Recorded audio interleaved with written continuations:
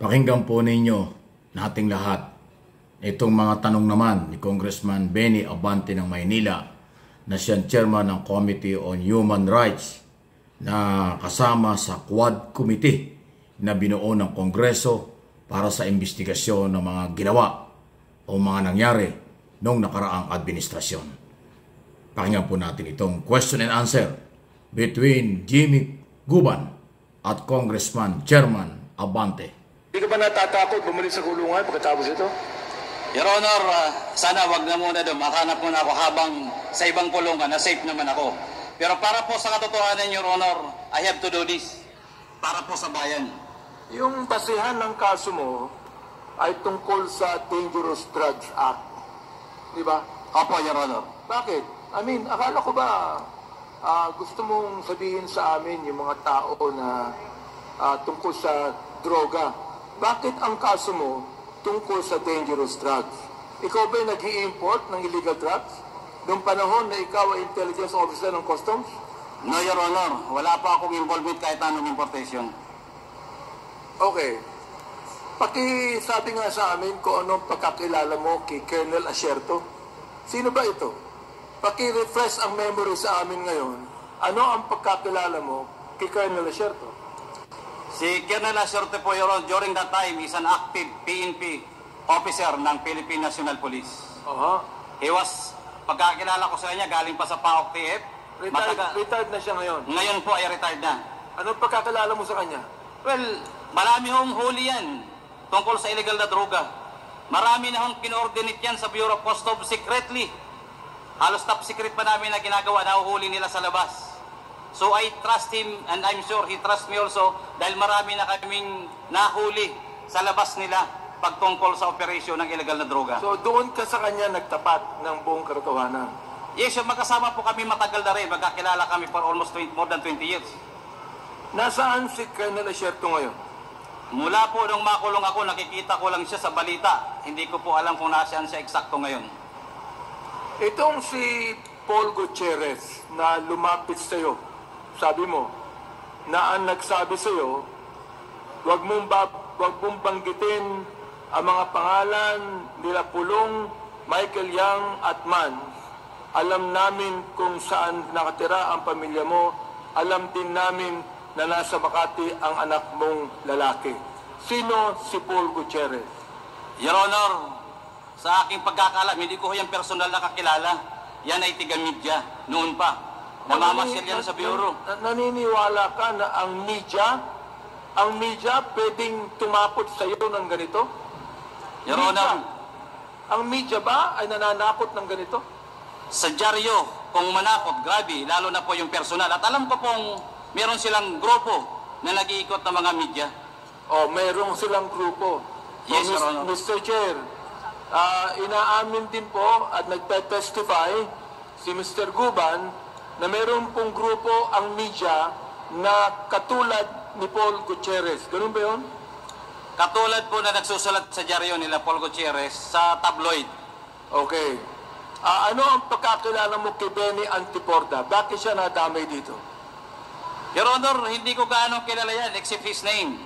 Benny Antiporda at saka naging National Press Club. Doon ko na lang siya nakilala kay Paul Gutierrez sa mga sinabi niya.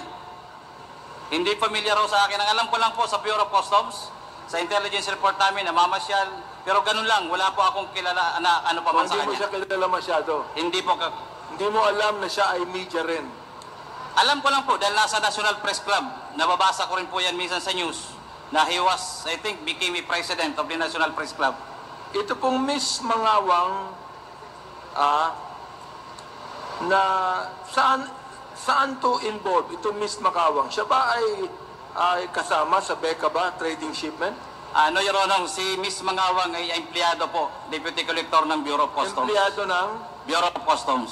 Bureau of Customs. Opo. Ang nasabi niya sa'yo, tinanong ka niya, anong magagawa niyan sa shipment na yan, kinaparing Benny Antiporda yan, I replied to her, wala na akong magagawa. Huli na yan. Bakit po nasabi yun?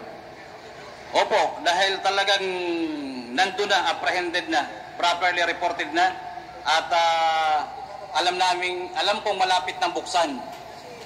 Tapos ng buksan pala. Ayon sa'yo, pinakilala ka ni Henry, yung Henry. Sino yung Henry? Si Henry po isang negosyante, Filipino-Chinese businessman na nagkukuha rin ng mga kliyente galing China, galing abroad, nakukuha ng mga kliyente na nag-i-import, then binibigay niya sa broker niya para makalabas sa Bureau of Customs. So hindi siya broker ng Bureau of Customs? Hindi po siya licensed, negosyante lang. Nagpapacilitate ng transaction. Bugaw. Pinakilala ka ni Henry kay Nilo Abellera Jr.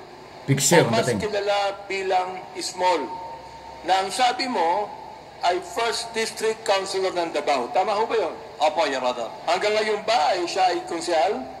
Your Honor, wala pa akong news. Sa loob pa ako ng kulungan, di ko na po alam. Sorry po. Tungkol saan ang meeting mo noong 2018 kasama si Henry? In-introduce niya lang po. Sino-sino kayo? Sino-sino kayo ng meeting na Kaming tatlo lang po. Kaming tatlo lang. Si Henry at saka si Small. Si Small? Yes, Your Honor. Oo. Anong sabi sa iyo ni Small? Ibig sabihin, itong si Small, nabanggit niya ang pangalan ni Michael Yang. Yes, Your Honor. Nabanggit niya ang pangalan ni Congressman Pulong Duterte. Yes, Your Honor. Nabanggit niya ang pangalan ni Attorney Manscarpio. Yes, Your Honor. Okay. Ito, kilala ko po itong si Congressman Pulong Duterte. Sino si Attorney Manscarpio? He is the husband of then Mayor Sara Duterte. Siya ang asawa Yes, Your Honor. ng ating Vice President? Now, Vice President, Your Honor. Ha? Yes, Your Honor. Nakakasiguro ka? Yes, Your Honor. Involved siya? Yes, Your Honor. Under oath ka? Opo, Your Honor. Suguban? Oo. Matindi itong ina-accuse mo sa mga malalaking tao. Naunawaan mo ba ako? Opo, Your Honor. So, siya ang naatasan na mag-facilitate ng mga release ng shipment nila sa customs. Sa pagkakaalam mo, ano po ba ang business nila? Business ni Small, business ni Michael Yang, business ni Congressman Pulong, at business ni Manscarpio. Importation po. Importation, Yes, Your Honor. but not necessarily drugs. Generalized, Your Honor. Pero according to our reports, may palaman na drugs. At yung iba ay may drugs. Uulitin ko, nabanggit mo dito na mayroong shipment sila Michael Yang, Pulong Duterte, at Atty. Manscarpio, at trabaho ni Small ang mailabas ito mula sa customs. Kanino nakapangalan ang mga shipments na ito? Your Honor, marami pong consignees, yung mga missing containers. Maraming consignees. Yes, Your Honor, until now, I'm sure. Ibig sabihin, hindi nakapangalan doon sa tatlong yun. Your Honor, sila ang parang impluensya. Hindi naman sila naglalakad kung sila ang nag-impluensya, kung sino ang dapat kausapin, sila magsasabi. So, ibig sabihin, hindi ka nakakasiguro sa testimony ni Small na ang may-ari ng shipment ay yung tatlong nabagit mo pangalan. Sinasabi niya, Your Honor, na kanya yun dahil nagbibigay ng pera eh. Paano ka nakakasiguro na sinasabi niya totoo? Your Honor, nababanggit niya mismo na nagre-remit siya ng pera. Ano yun? Nagre-remit siya ng pera. Nagre-remit siya ng pera kanino? Kay Pulong at Mans. So, Mr. Chair, meron na naman Si Abellera. sinasabi ngayon. Habang Na dapat nagkikwentuhan natin sila. malaman na si Small ay hindi lamang tagapag-release ng mga shipment sa customs, pero siya ang nagre-remit ng pera sa tatlong nabanggit. Yun po ba? Yes, Your Honor. Pera ng ano? Yung po ba yung pera sa droga o pera sa mga shipment na iba? Sa halo na po, pera sa shipment na lumalabas, yung mga nawawalang container, may regular, then kasama na sa Pero nakakasiguro ka, yung shipment na yan na dumating na nakita mo, merong shabu. Your Honor, yan po ang hinuli namin na magnetic letter na mayroong laman shabu. Nakita mo. Ako po, Your Honor, isa sa mga printing officer. So nakita mo yung shabu. Yes, Your Honor, together with Okay. PDA. Ilang toneladang shabu ang nakita? 355 kilos, Your Honor. 55 kilos. 355. Mr. Chair, sinasabi niya muli na hindi niya nasabi kanina na ang laman ng shabu at ang bigat nito at ilan is 55. 355 kilos, Mr. Chair. Medyo mahaba-haba na po yung tanong ko. Ngayon pa lang ko po tatapusin yung tanong ko. At mamaya po, tulad ng sinabi ni Chairman Carapaduano, we will make a motion to invite all of these names mentioned by Mr. GB Gaban to attend our committee hearing. Thank you, Mr. Chair. Wow. Ayan o. Talagang hindi pwedeng hindi marinig. Ang lalakas ng boses sila. Kung anong lakas ng boses ni Congressman Benny Abante, malakas talaga kung magtanong yan. Malakas sa boses niyan. Kasi ano yan, senior yata, pastor yan eh. Chairman ng Committee on Human Rights, nakasama dun sa Quad Committee.